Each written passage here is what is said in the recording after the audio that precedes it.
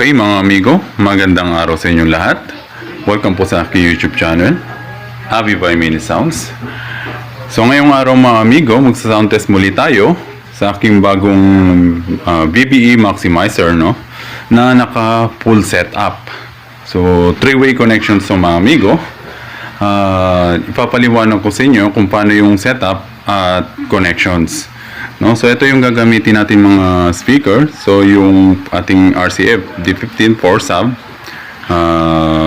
one pair ng 2-way na D12 for high, then 3-way na D15 for mid.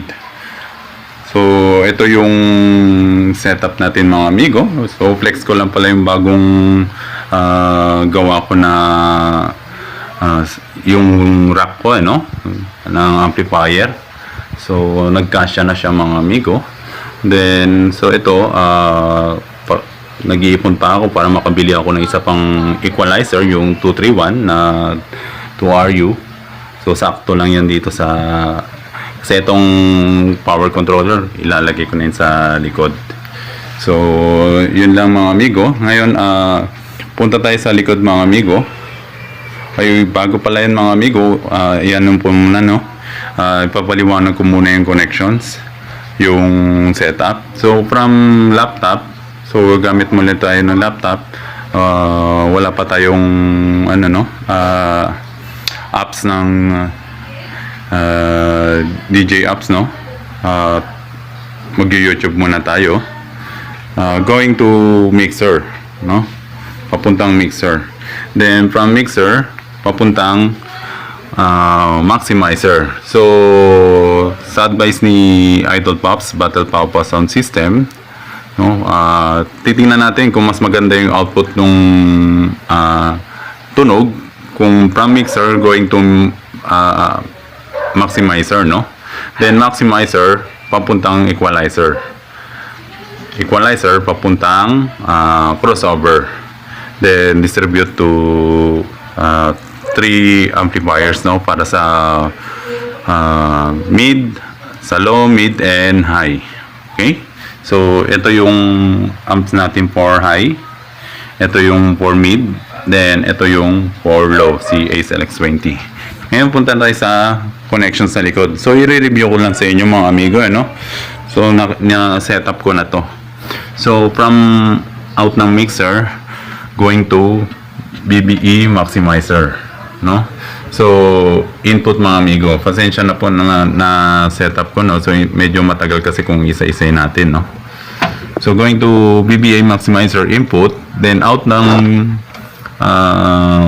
BBE Maximizer going to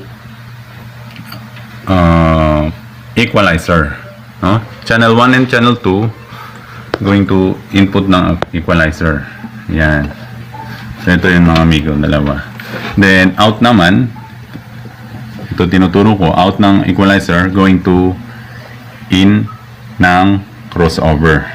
So then ito yung 3-way connections natin. So pang low, mid, and high. Okay? So yung channel 2 mga amigo, yung green and red, so yan yung channel 2, no. Then yung black, ito yung channel 1. So ito yung low para sa low, no, yung SLX20 natin. Then ang high at ang pang mid natin. So kung paano yung step by step mga amigo, meron na kasi akong ginawang video na 3-way connections. So search na lang mga amigo, no. Ang bago lang naman dito is dagdag si BBE Maximizer. Okay? So sound check na tayo mga amigo. Stay tuned mga amigo.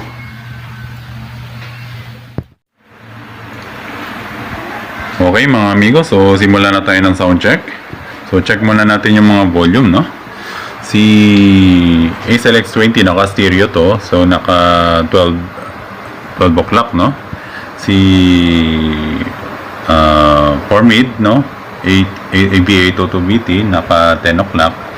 Then si S12504 naka 9 o'clock lang natin mga amigo, no. 4 high.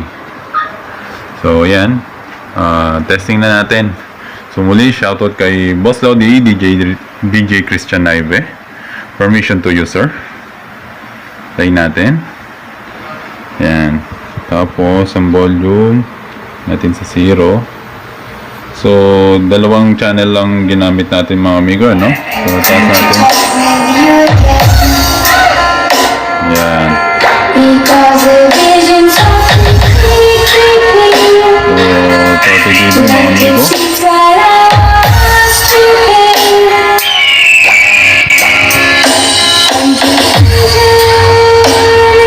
So ito mga amigo, naka-bypass pa siya, no?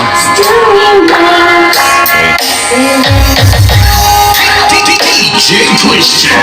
testing natin.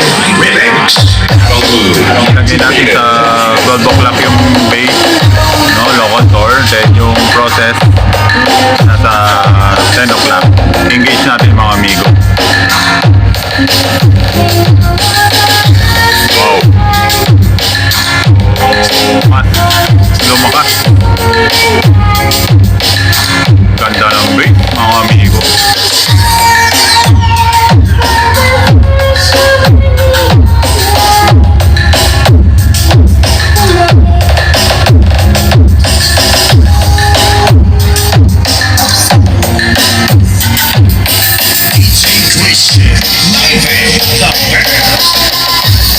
Natin konti.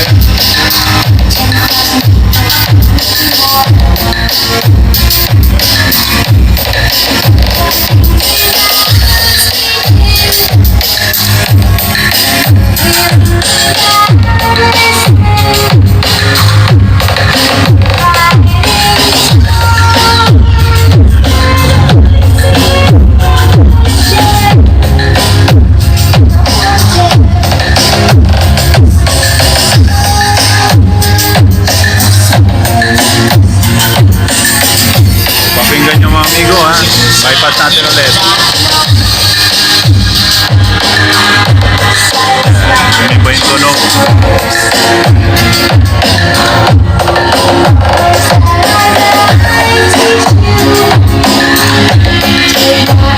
So okay din tong setup, no? Yung advice ni Idol Pop. Halos parehas lang din naman sa ano ko, para sa akin. Mauna man si maximizer or si equalizer, parehas lang. Engage natin ulit.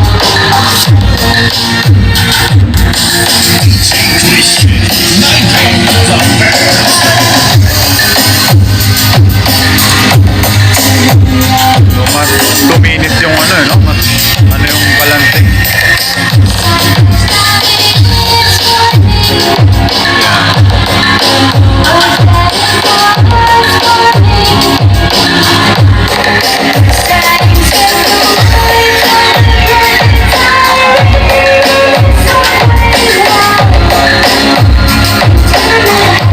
Indoor kasi tayo mga amigo, kaya yung volume natin kontrolado lang, ano? Dito sa indoor, ang lakas na eh. So yan, tapos na mga amigo. So yan. At maraming salamat sa panonood. So na-testing naman natin, ano? Maganda yung output. Pero sa akin, halos same lang din naman yung ano, yung output. Mauna man si maximizer o si equalizer.